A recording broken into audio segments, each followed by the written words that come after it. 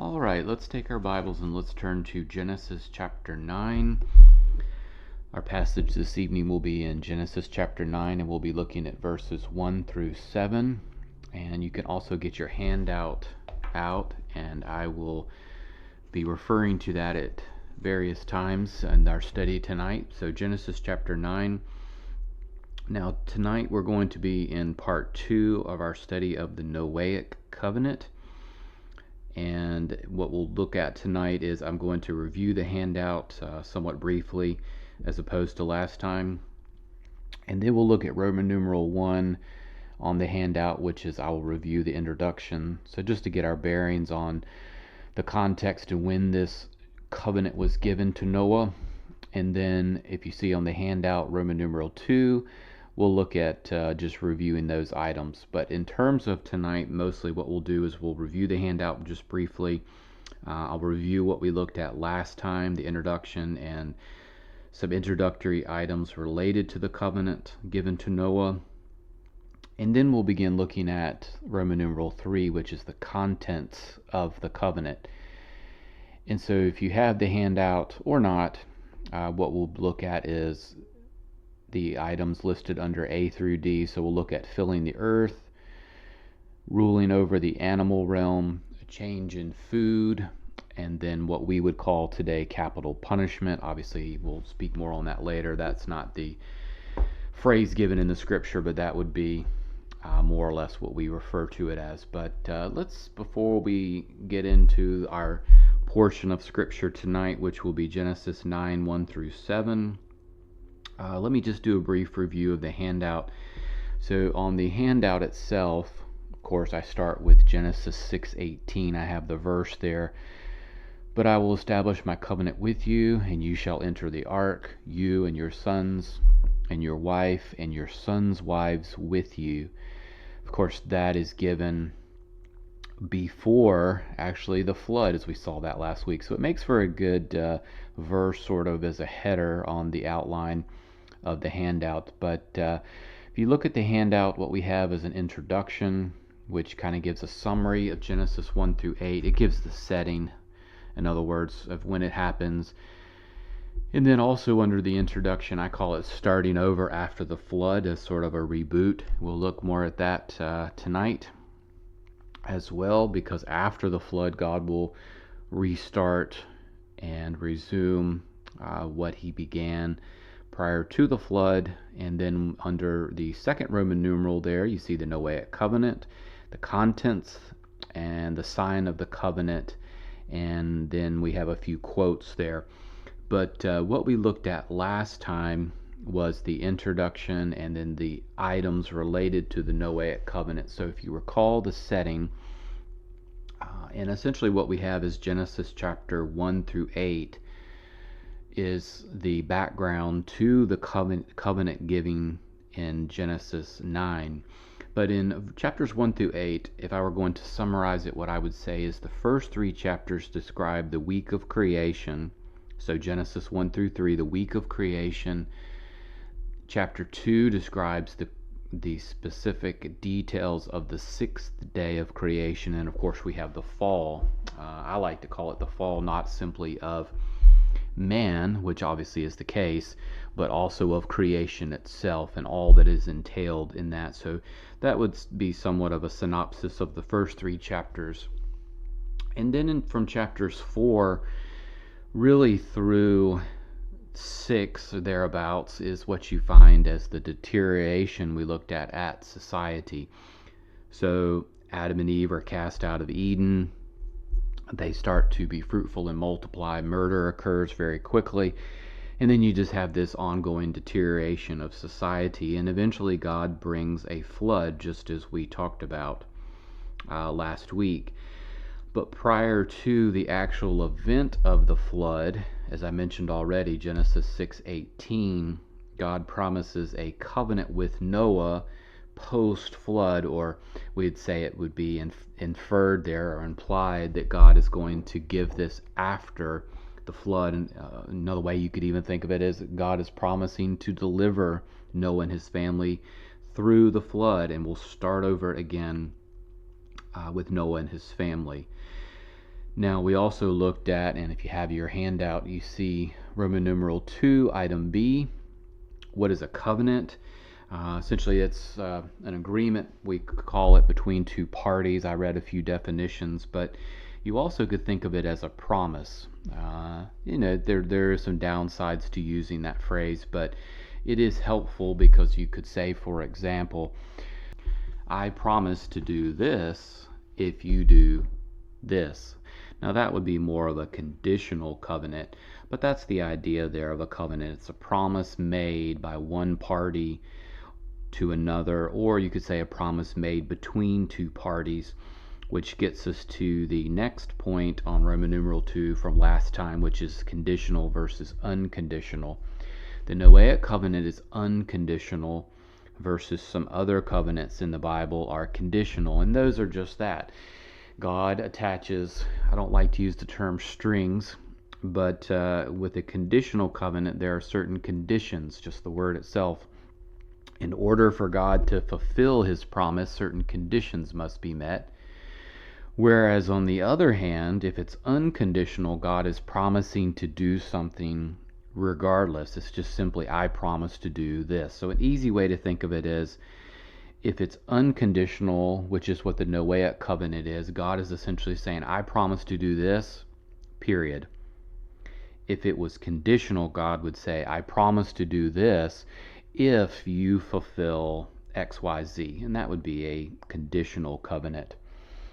And then lastly, before we look at our text tonight, universal. If you remember, the covenant with Noah is a universal covenant, whereas we might have, for instance, the Davidic covenant, later given in 2 Samuel, for instance, chapter 7, that one given with the house of David. So that one's very specific, whereas this one is universal.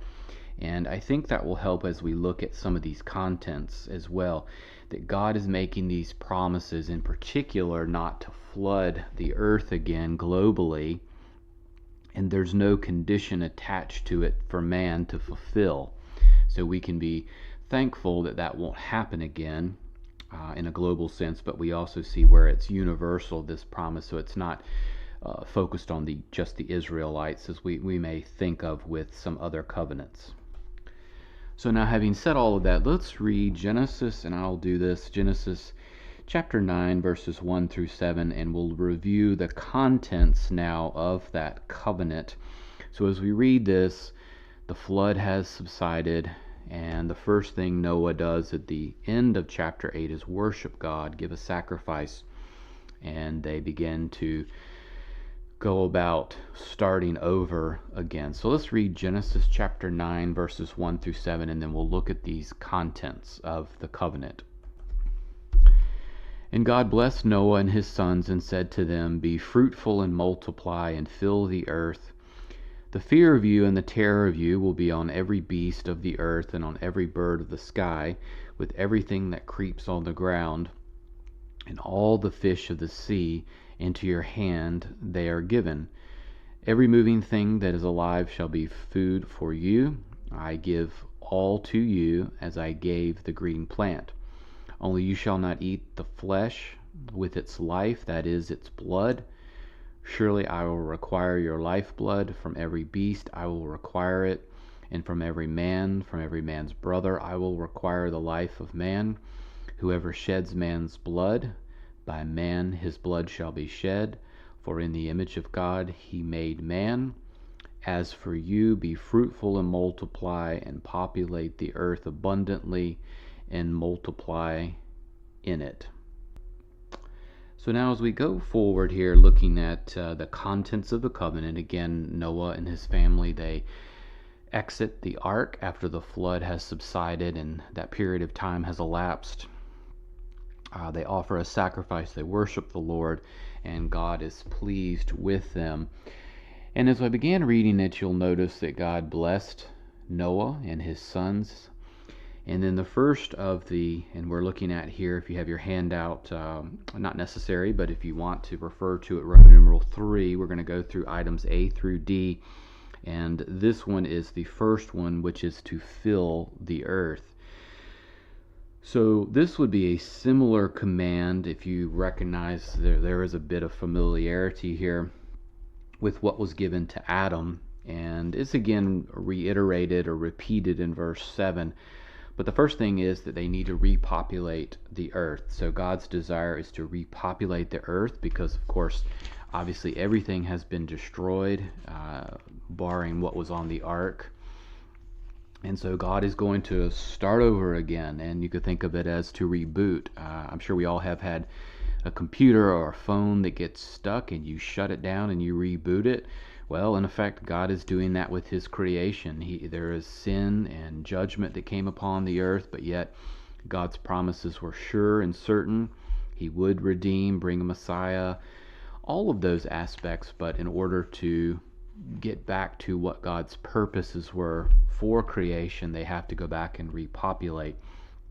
And you could see a similar command was given to Adam in Genesis 1:28, and it says, God blessed them and said to them, that's Adam and Eve, be fruitful and multiply, fill the earth and subdue it, rule over the fish of the sea and over the birds of the sky and over every living thing that moves upon the earth. So very similar there, and nothing particularly unique here other than God's desire to repopulate the earth, to reboot his creation and start over again.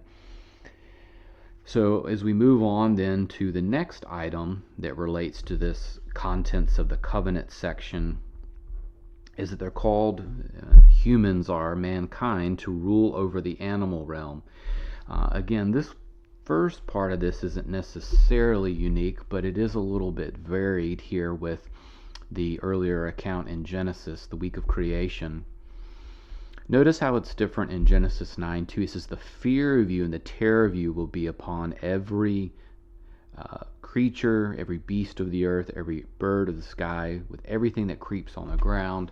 I like to jokingly think of that as, that's why when you encounter a cockroach, they flee.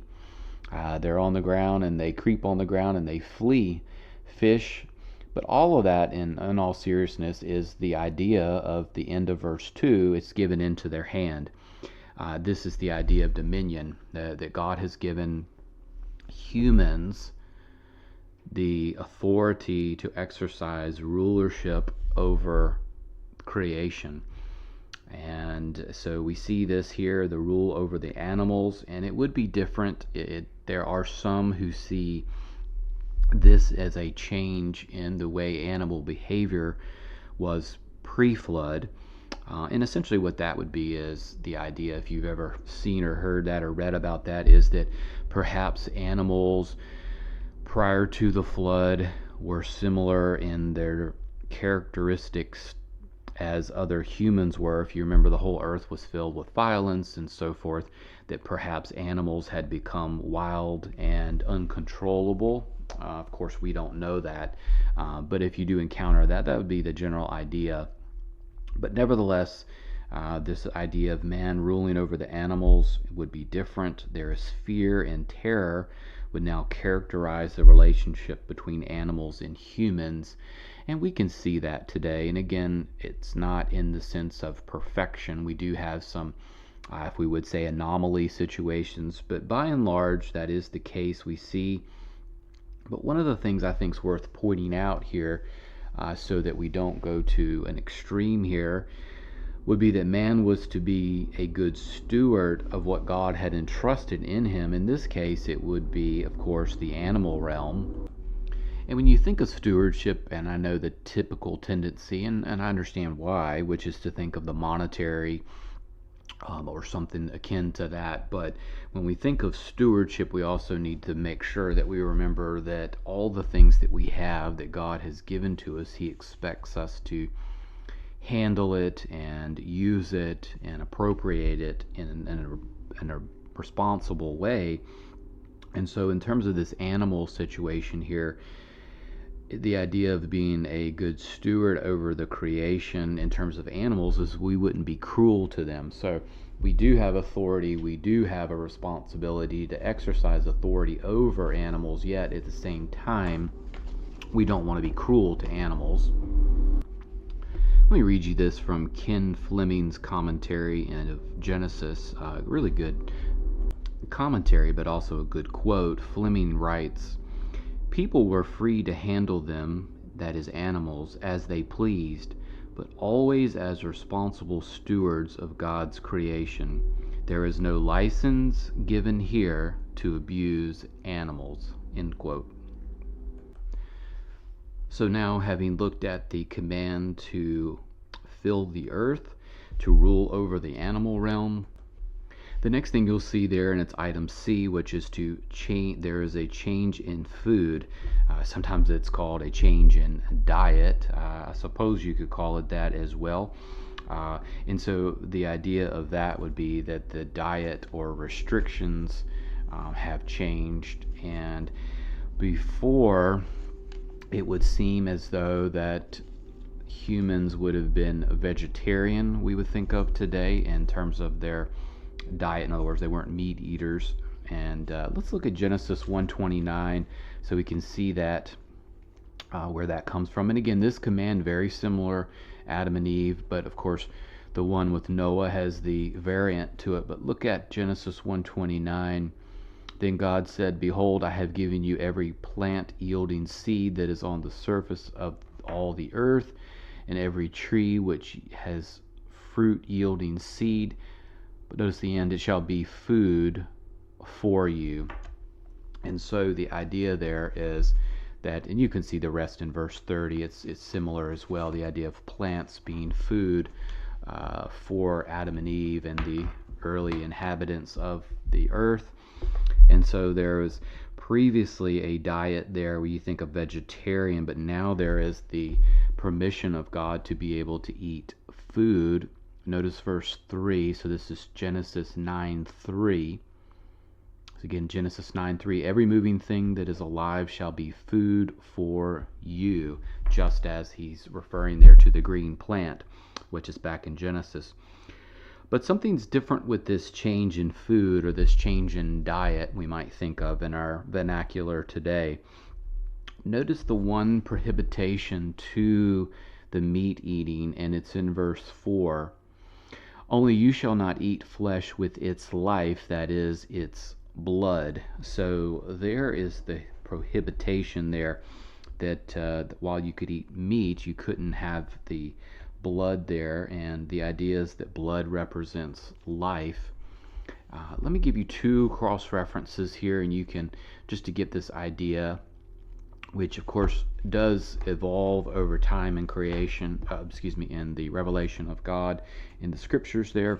But in Leviticus chapter 17, in verse 11, this is relating to the Lord speaking to Moses about the blood that is needed for atonement. But in Leviticus 17:11, "For the life of the flesh is in the blood, and I have given it to you on the altar to make atonement for your souls, for it is in the blood by reason of the life that makes atonement." We also have another reference in Deuteronomy chapter 12. So that's Deuteronomy chapter 12 and verse 23. And I just want you to see these, that the idea, and of course it increases and there's more detail, and then we have the sacrificial system that comes under the time in which the Israelites are under the Mosaic covenant. But in Deuteronomy 12:23, this here says, "Only be sure not to eat the blood, for the blood is the life, and you shall not eat the life with the flesh." So that's an interesting two verses that we looked at, Leviticus and Deuteronomy, that speak of the idea there of that the life is being representative as blood. Now you might be thinking, okay, well, back in Genesis, what's the point? Where are we going with this? Well, I want you to consider something here, is that the focus now that God is doing and shifting to is a shift of focus on the value and sanctity of all life. Let me mention that again. This is sort of the beginning to where God, especially in the Noahic covenant, shifts his focus on the value, or to the value and sanctity of all life, both animal and human, because we're going to get to the human one in just a few moments. And so we see the contents being to fill the earth and to rule over the animal realm. But then you have the tweak we might think of, or the idea where man needs to treat animals in a certain way, and then his diet changes where he can have meat and he can eat meat, but he has the prohibition there of blood because of the life being in the blood being representative there of life. Now, just sort of as an aside, I'm not a doctor and don't have any way to really explain the nutrition of this, but some suggest, I'm mostly just mentioning this in case you run across it, but some suggest that prior to the flood, man's diet, of course, was the way that we described it, vegetarian, but that because of the flood, man needed nutritionally to be able to intake meat into their diet. Now, I don't know how all that works, but that you will see some commentaries and some study Bibles that speak of that man's body and the need for nutrition changed, and so thus there was a need for meat. I don't really have an opinion on that. I don't know if that's the case or not, but I just mention it in case you run across something. That's sort of the idea of where that comes from. But more importantly, the shift of focus here is on the value and sanctity of human life. And I think that with the Noahic covenant, that might be one thing that sometimes gets missed, because as we see in the final part 3 next time, we tend to think of it with the sign of the covenant being the rainbow. But I think that the idea of God's view of human life and animal life as well, but all life being valuable. And I think in our culture today, this is a good reminder, because in our culture today, at least in the United States, the value of human life is just almost non-existent. Human life from the conception in the womb all the way to its last breath, all of it is valuable. All people have value. They are marred by the fall, but they can be redeemed. So the image of God is there. But I want you to begin to see that, because that will move us into our final piece here, which is D on the handout, which is what we call capital punishment. Notice verse 6, which is what we'll focus on to get this. It says, "Whoever sheds man's blood, by man his blood shall be shed, for in the image of God he made man."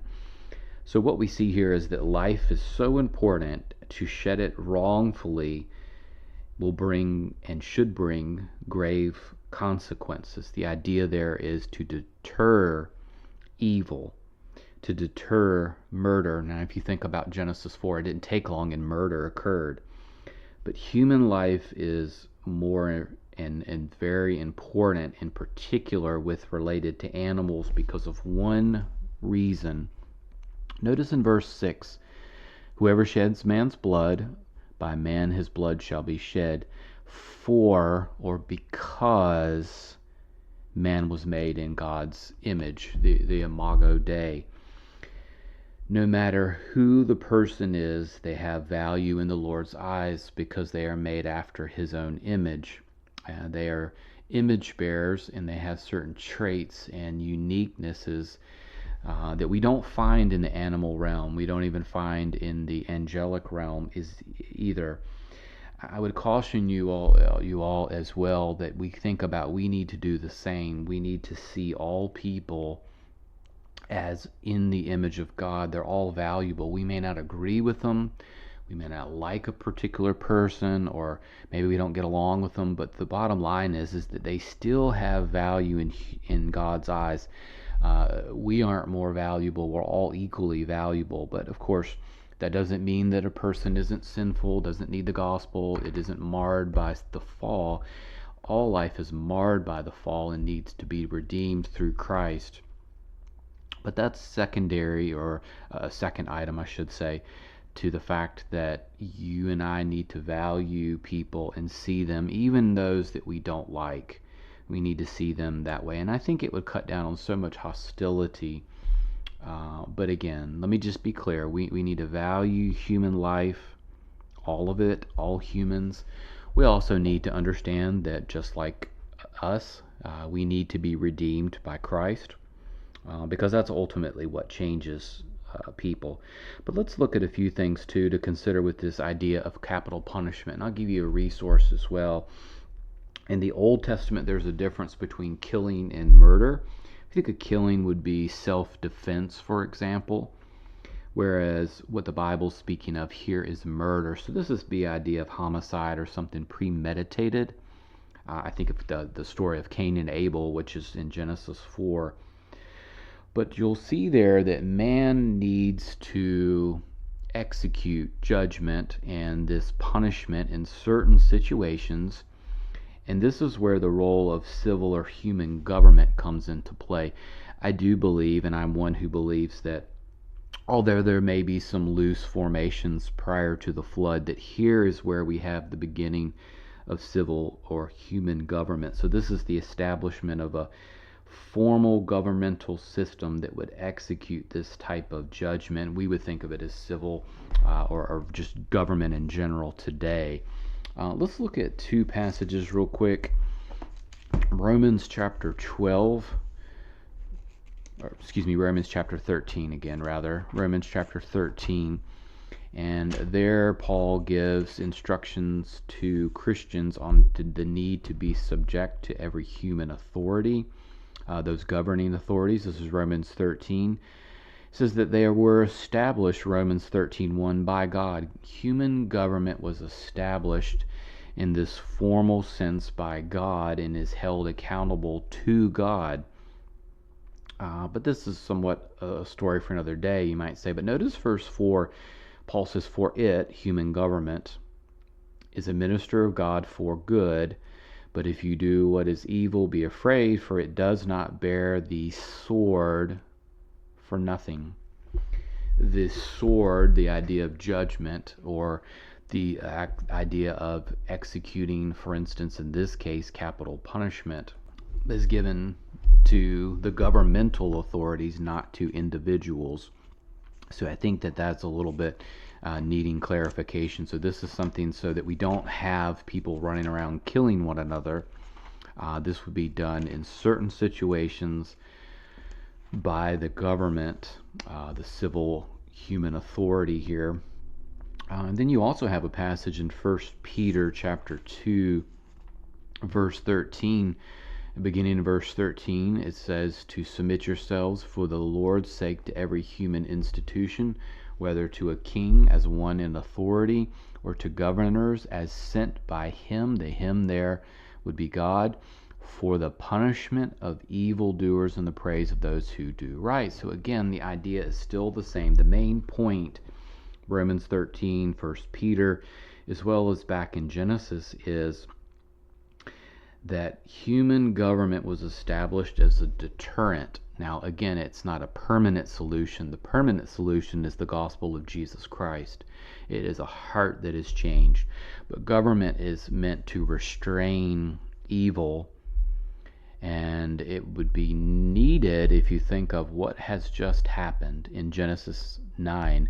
Well, the flood has just happened. Judgment upon the earth has happened because man, if there was nothing in terms of some sort of formal governmental system, I mean, man would just run loose, as was in the days of Noah.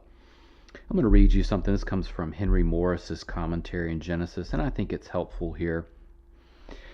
"There was no formal mechanism for the punishment of a crime or of crime prevention, as is evident in the histories of Cain and Lamech, see Genesis 4. Evidently, each person was able to act quite independently of all restraints, for this eventually led to a universal state of violence and anarchy. To prevent the development of similar conditions after the flood, God established the institution of human government, including especially the authority for capital punishment." Henry Morris, end quote.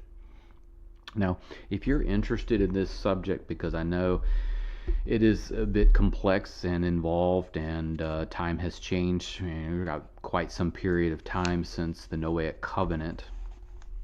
There's a particular article by Charles Ryrie called The Doctrine of Capital Punishment. The article is freely published online. If you'd like a copy of it, you can either email me or I can give you a copy. It comes from a book that he wrote in the late 70s called You Mean the Bible Teaches That? And this is one of those issues that he covers, and it's fairly succinct, but he does a good job of describing biblically why this was given and answers some, I think, helpful questions as to when and how this would be used and those sorts of things. But before I look at taking questions, I want you to consider, though, one of the main key points with this Noahic covenant, as we've covered so far, which is that God values human life, and we should too. We should see others as having value because they're made in the image of God, whether we care for them or agree with them or not. And we know that God values human life so much because, quite honestly, He loved it so much that He sent His own Son one day. His own Son died on the cross, was buried, He rose again on the third day, and when we trust, we believe in Him, we have eternal life. And it makes me think of, and I have thought of this hymn so often with this, how deep the Father's love for us, how vast beyond all measure, that He should give His only Son to make a wretch His treasure. We'll pick up next time and conclude with the flood related items and the sign of the covenant. But I'll take questions now if you have any.